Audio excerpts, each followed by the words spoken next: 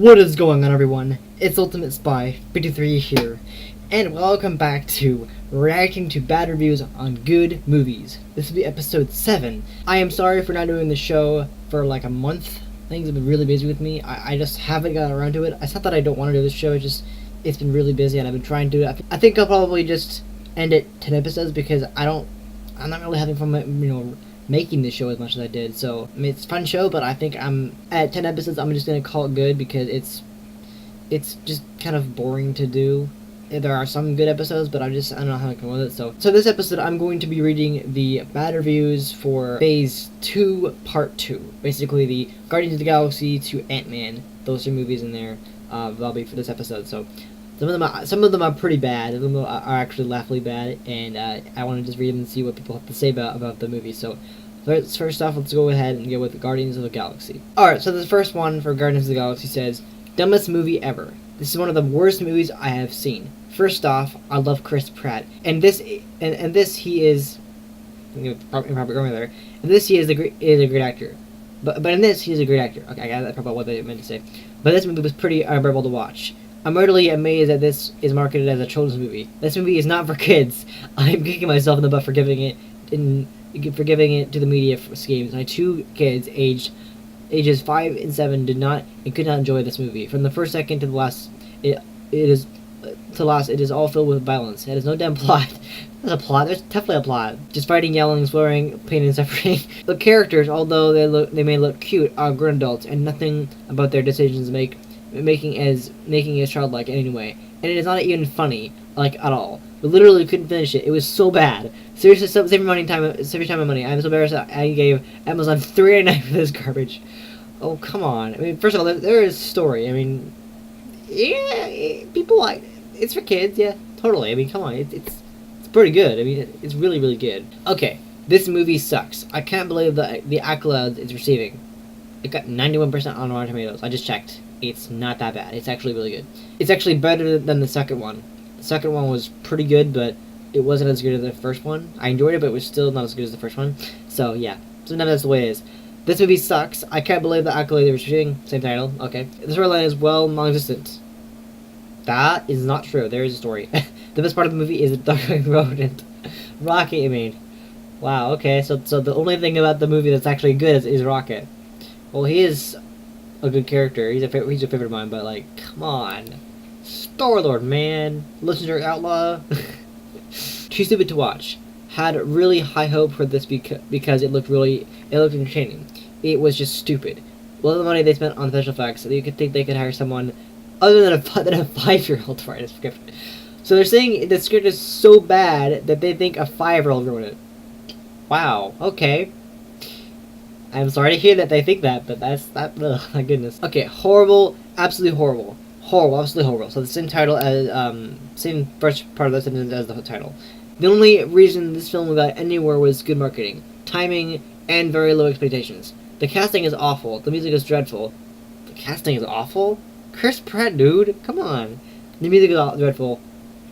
Honestly, if I was to compare the music with anything else, it's honestly one of the best scores of the entire Marvel Cinematic Universe. Seriously, I mean, Avengers is pretty darn good, but Guardians of the Galaxy, they have some amazing music. I mean, most of it's actually based off of 80 songs, but this is a really good example of music that's actually really good. It's like the Ooga Chaka one. Oh my god, that's a really good one. So yeah, I disagree with that. This effects break off from great CGI and bad makeup jobs. Makeup jobs. You talking about Drax? It's actually really good, and Gamora is even better. Like, they're both really good. I don't know how to promote it. If you can get past the joke about Footloose or deal with the disco era music, Footloose, I don't remember that part, you have more tolerance than me. Seriously, this movie was aimed at comic book fans. Well, obviously, because it's a comic book movie. Kids and disco lovers. If you don't fit in well with those groups, you should really not waste time on this film. Wow. Goodness gracious me, that's... Wow, okay. Very disappointed. A severe disappointment, especially after all the good press that Guardians of the Galaxy received undeservedly. Undeservedly, huh? Well, that sucks. predictable to the point where the characters did things just to satisfy what the writer screenwriter thought that was what might expect. Too long, desperately in the need of editing. So much CGI that the movie felt like they were looking at the Guardians of the Galaxy action figure set. Really? Not real people in real locations. Not real people. What? Unfunny attempts at humor. One-dimensional characters and performances. Basically, they're saying that the acting was bad. More like a series of video game cutscenes than a real movie. Well, if you think about it, video game cutscenes have gotten a lot better than like the 90s or whatever. They've gotten way better. They more actually, because they're using more motion capture, they're doing a lot better with cutscenes. They look more lifelike. That's why Lara Croft, for example, she looks amazing in the movie series because it's a motion capture character, and that's why she looks amazing. So, but to compare this movie with video game cutscenes, it's a bit much, I think. Okay, so this one is for Avengers: Age of Ultron. It's the second one, obviously. So, and people, honestly, when I'm looking at the reviews, some people thought the first movie was better than the second movie.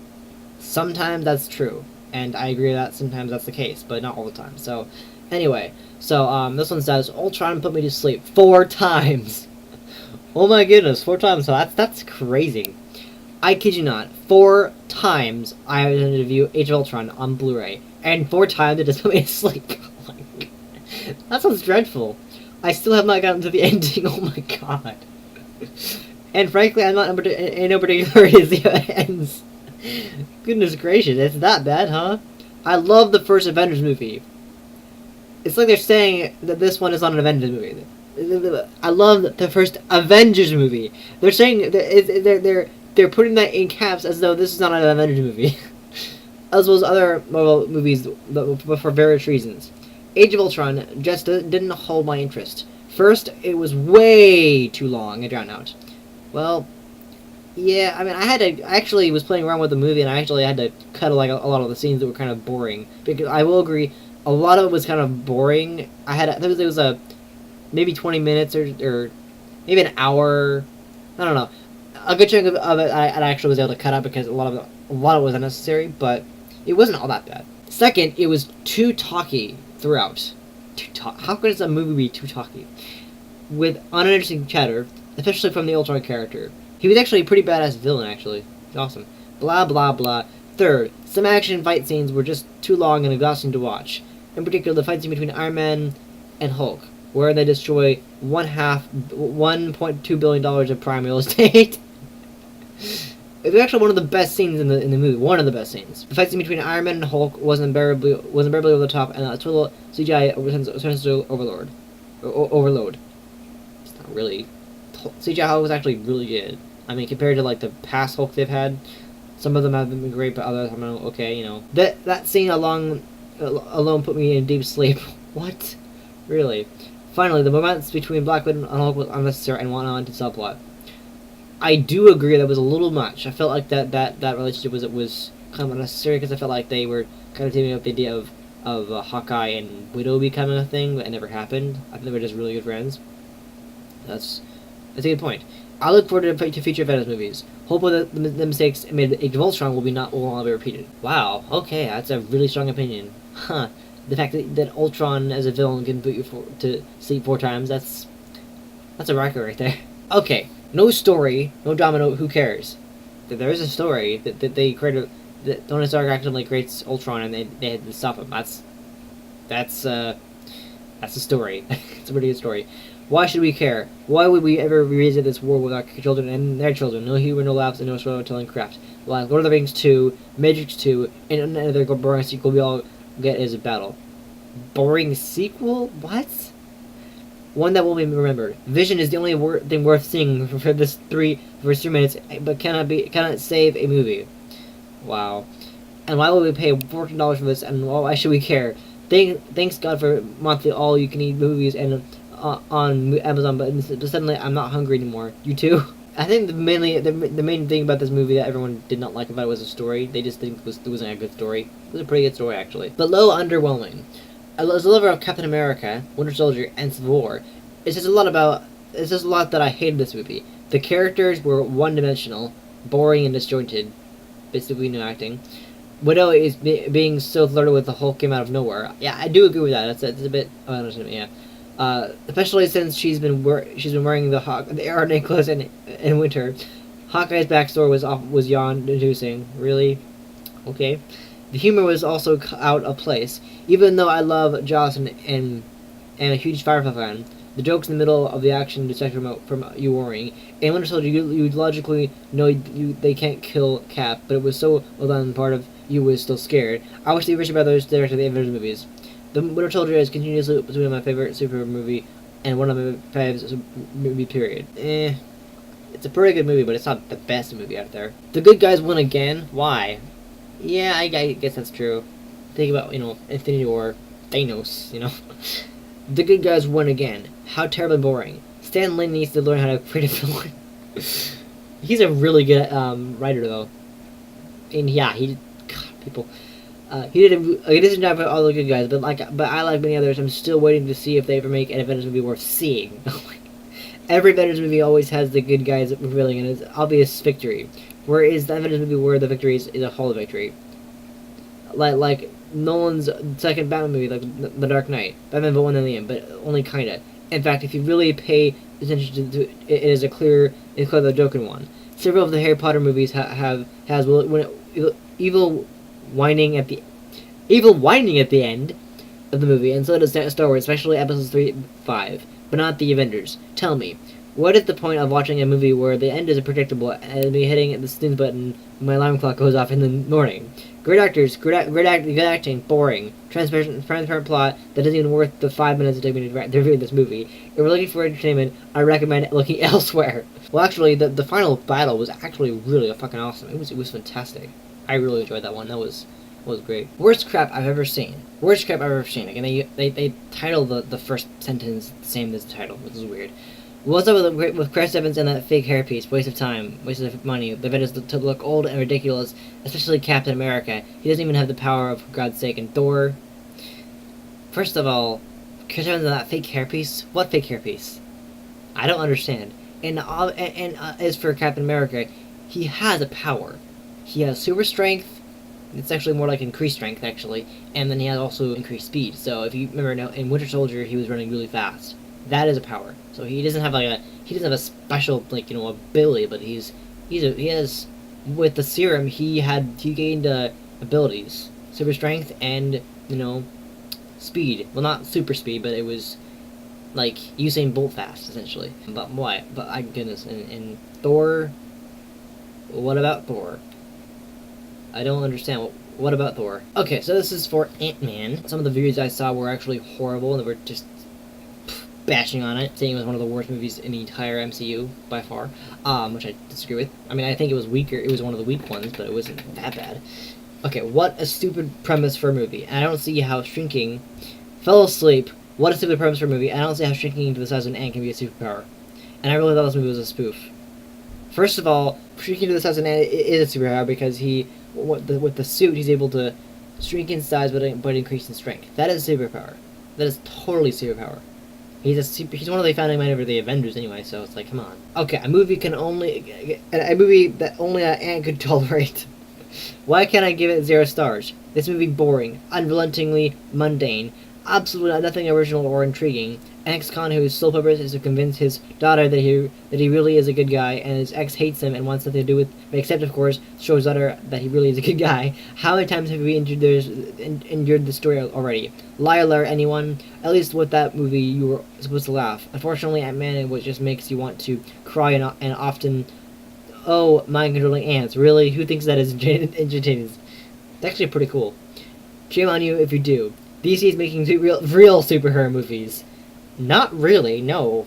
Not all. They kind of suck, actually. Marvel is turning everyone's brains too much that no one can appreciate true creativity and inspiration. 12 cookie-cutter movies and counting. How much more redundancy can we handle? My guess is a lot, unfortunately. Marvel is a master at taking unoriginal storylines and making millions off them. God, I hate this movie. Wow, okay. I'm sorry to hear that. Wow. Interesting. Okay, Michael Peanut is the best part, and the only good part. A downright awful movie. I enjoy the Marvel movies for their action, humor, and general entertainment. This movie, however, is atrocious. Paul Rudd is terrible. The premise is completely ridiculous. I don't mean the plot of a man drinking. Eventually plays the same character she played in Lost and that robot fighting movie. Great range she has. Michael Douglas is wasted. Michael Pena is hilarious and needs more screen time. But overall, the action, special effects, storyline, and script are some of the worst I've seen in a while. Oh my goodness. I expected much more. I don't get how this has such highly rated reviews. Maybe I saw a different terrible Paul Rudd movie where he gets turns into shrink to an ant for no good reason. Wow, really? Okay. Waste my precious time. I'm not pleased whatsoever. Comparing all the Marvel movies, this is my least favorite. It was interesting to see a man turn himself into an ant, but everything else was just nonsense. The actors were miserable. Not really. Michael Douglas was actually amazing. Tried to act funny, but weren't. I cry when I wasted my time with this movie. For those of you planning on watching this movie, I got one thing to say: enjoy. Okay, I did enjoy it. It was actually really freaking awesome. Okay, so let's last one. Ant-Man, you've got to be kidding me. Ant-Man, really? Marvel Comics is really scraping the bottom of the barrel. Why not Bugman or Madman, Caterpillar Man, Cicada Man, empty toilet paper roll man? Enough is enough, Marvel. Don't even try to come up with any more superhero franchise because the well has run drier than dry. Oh my goodness. Well, that was interesting. That was really interesting. Some of those reviews are really interesting. My goodness, I don't agree with them anymore. But yeah, that was really good. So that was gonna do for this episode of Writing the Bad Reviews on Good Movies. So we got some really good ones in here. I don't know what I'll do for the next episode. I'm only gonna do 3 more because after that I'm just stopping the series because it's getting boring. It's like there's someone told what I can do with it, so that's why I haven't done it in a month. But still, it's a lot of fun to make even then. But I'm getting tired of it. I'm not having fun making it. It's fun while it lasts, but like. No, I gotta end it sometime. But anyway, still, I'll be able to know that was really good. So anyway, yeah. Thank you guys so much for watching this episode of Reacting to Bad Reviews on Good Movies. I hope you enjoyed it. If you did, please hit the like button. I really do appreciate support. And, if you're new to this channel, subscribe for more episodes of this series and other series I do, as also great content. And I'll be back next time with another episode. Alright? See ya.